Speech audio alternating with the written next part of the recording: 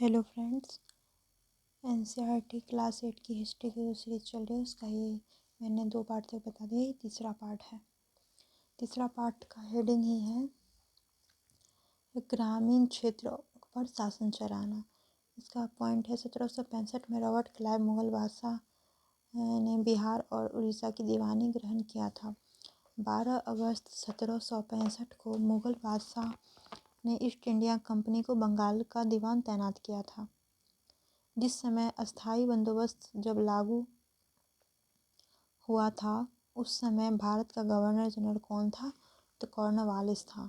ये बहुत important question है। जब अस्थाई बंदोबस्त लागू हुआ तो उसमें भारत का गवर्नर जनरल कौन था? तो कॉर्नवालिस था। अगला पॉइंट है 1770 में जब बंगाल में अकाल पड़ी थी उस समय वहाँ की कितनी आबादी समाप्त हो गई थी? तो 1/3 आबादी खत्म हो गई थी।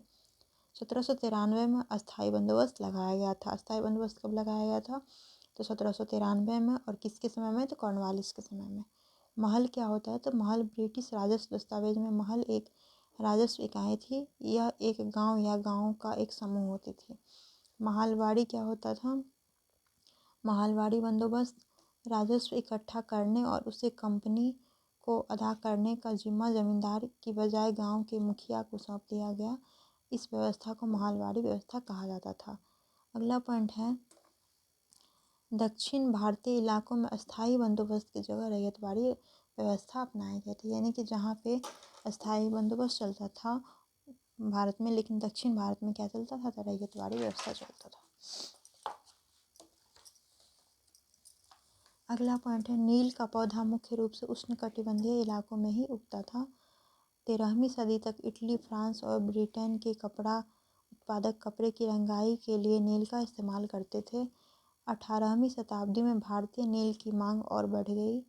अगला पॉइंट है ब्रिटेन में औद्योगिकरण का युग शुरू हो गया था 18वीं सदी में।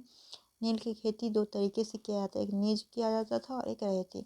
निज में क्या होता था? खुद अपनी ज़मीन पर खेती करते थे। ये मतलब जो ज़मींदार होते थे उनसे किराए पे ज़मीन लेके, यानी कि जिसको बटाई बोलते हैं, उस पे लेके तो उस पे खेती करते थे। गुलाम क्या होता था?